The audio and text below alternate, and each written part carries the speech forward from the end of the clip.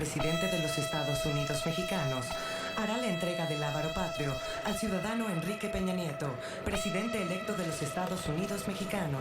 El Partido Revolucionario Institucional gobierna México desde siempre, salvo un breve periodo en el que un gerente de Coca-Cola y luego su segundo ocuparon el Palacio del Gobierno. El PRI siempre fue el Estado.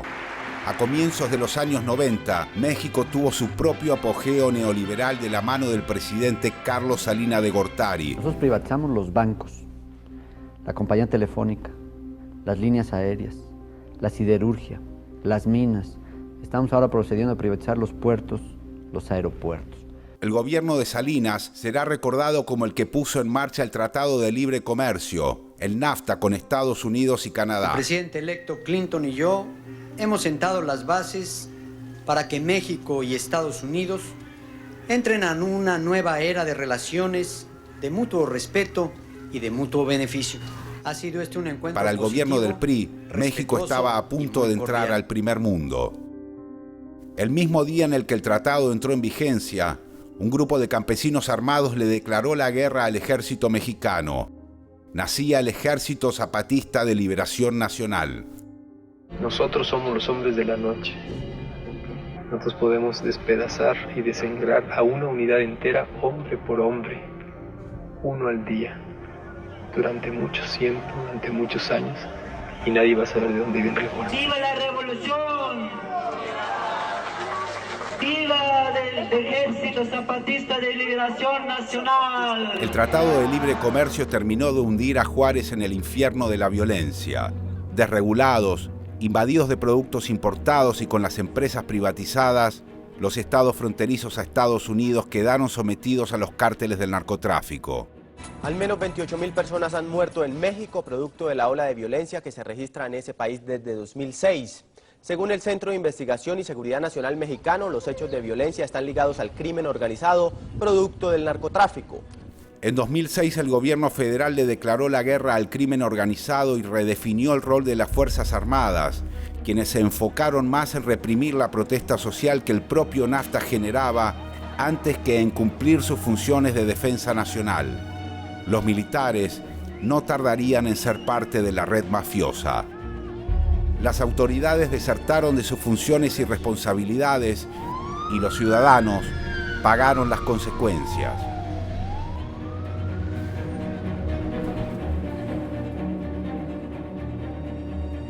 Me interesaría que nos cuentes tu historia sobre la violencia aquí en Juárez. ¿Qué fue lo que te pasó? Pues directamente me tocó el secuestro a principios de julio del 2008. Fui secuestrado.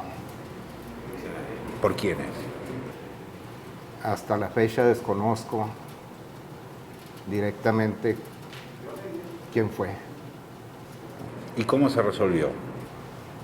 Pues afortunadamente bien para mí, ¿verdad? Gracias a Dios aquí estoy.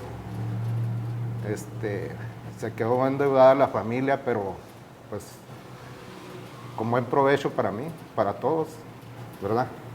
¿Dónde te levantaron, si no? Afuera de mi negocio, como a las 9 de la mañana. Se hizo un trayecto más o menos de 45 minutos hasta la casa de seguridad, como ellos le llaman. En el traslado me llevaban acostado con las piernas para arriba.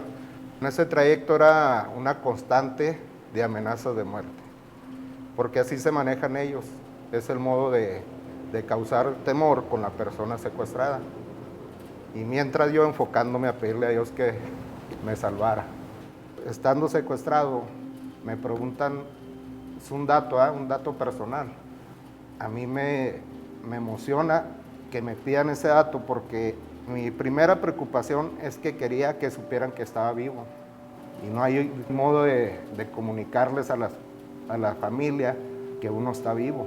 Nunca me dejaron hablar. Y de ahí, a partir de esa prueba de vida, mi hijo empezó a reunir la cantidad que le pidieron. ¿Cuál fue la prueba de vida? Dice que es un dato personal, pero cuéntanos. Es un número de la lotería que juego. Y pues me salvo. La contribución del Chapo Guzmán a la narcoingeniería fue la construcción de túneles, otro tipo de túneles, pero para burlar la seguridad fronteriza. Tal como nos dice Jaime García, el arte del Chapo fue la perforación de numerosos túneles, precisamente en la frontera más vigilada del mundo.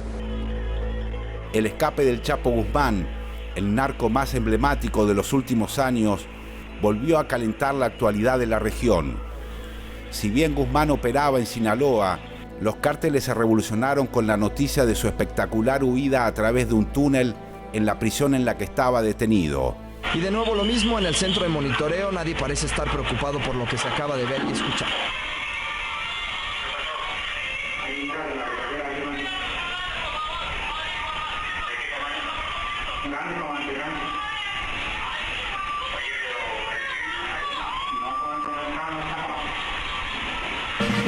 Se escapó, confirmado se escapó por segunda vez.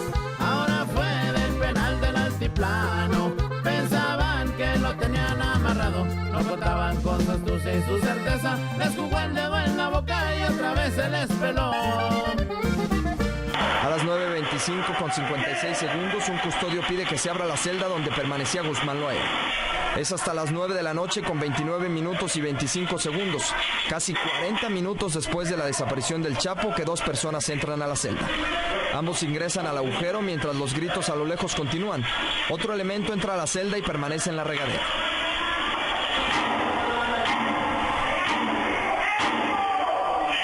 Estos fueron los realizados por los elementos de seguridad del penal para quitar una especie de traba dejada por Guzmán Loera y sus cómplices al dar los primeros pasos dentro del túnel de 1 kilómetro que desembocó en la construcción en obra negra. Con el Chapo fuera de la cárcel, la batalla territorial vuelve a tomar temperatura.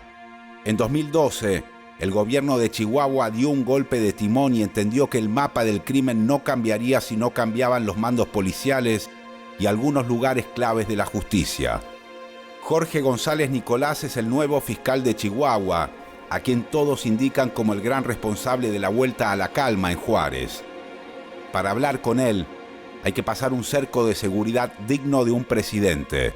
Los pasillos a su despacho están custodiados por 8 guardaespaldas armados hasta los dientes. El fiscal es un objetivo estratégico de los grupos narcos. ¿Qué poder tiene hoy en el territorio estas estructuras de crimen organizado como para generar una fuga de esa naturaleza?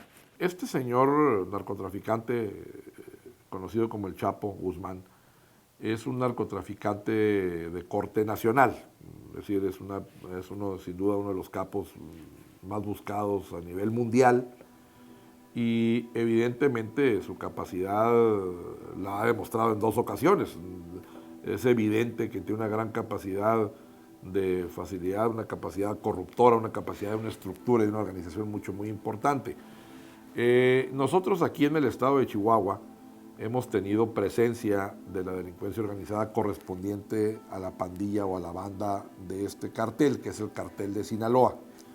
Este cartel, su presencia en el estado de Chihuahua ha disminuido sin lugar a dudas, pero sobre todo ha disminuido sus capacidades corruptoras, sus capacidades de fuego, su capacidad de realizar todo aquello, porque estos grupos eran quienes secuestraban, quienes extorsionaban, quienes participaban en el narcomenudeo, quienes introducían la droga a Estados Unidos, y hoy lo seguirán haciendo, la introducción de la droga probablemente, pero a una mucho menor escala, pero sobre todo bajo un control de la autoridad, sus actividades delictivas como los homicidios, es decir, antes no los perseguían siquiera, eran tan poderosos que podían matar libremente. Hoy no lo hacen porque saben que tienen encima a la policía. ¿Qué pasó con el control sobre los policías que han sido exonerados por corrupción, que imagino yo debe haber sido uno de los temas más delicados también? Estas personas, cuando pasan a la delincuencia organizada, pierden atractivo, porque lo valioso de ellos es la información que tienen siendo policías. La fuerza que da el poder traer un arma de fuego con permiso de portarlo, el traer una patrulla, el traer un radio, el tener la autoridad trabajando para la delincuencia. Una vez que los desincorpora usted, la mayoría de ellos ya no son tan útiles, no son tan importantes para la delincuencia Y poco a poco nos los fuimos encontrando y muchos de ellos hoy están detenidos y otros están muertos por la propia delincuencia o abatidos por la autoridad. Entonces, si bien es cierto, sí constituye un tema serio, también es importante señalar que pierden un gran valor. Cuando un policía lo despoja a usted de ser policía, pasa a ser un delincuente desechable para las mafias estas.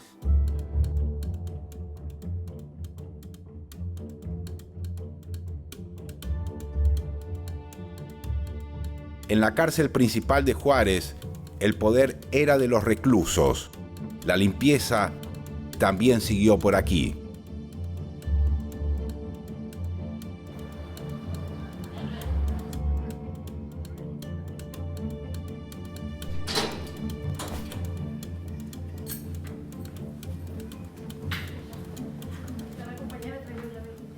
Buenos días. Buenos días.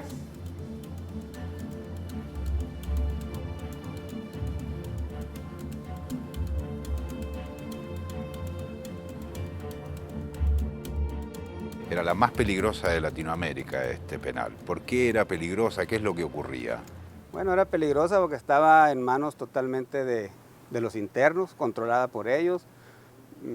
Había riñas, motines, había en el interior, pues se permitía cualquier tipo de actividades, hasta carreras de caballos, pelea de gallos, de todo tipo. O sea, al estar en manos del control de ellos, pues era lógicamente lo que ellos quisieran hacer.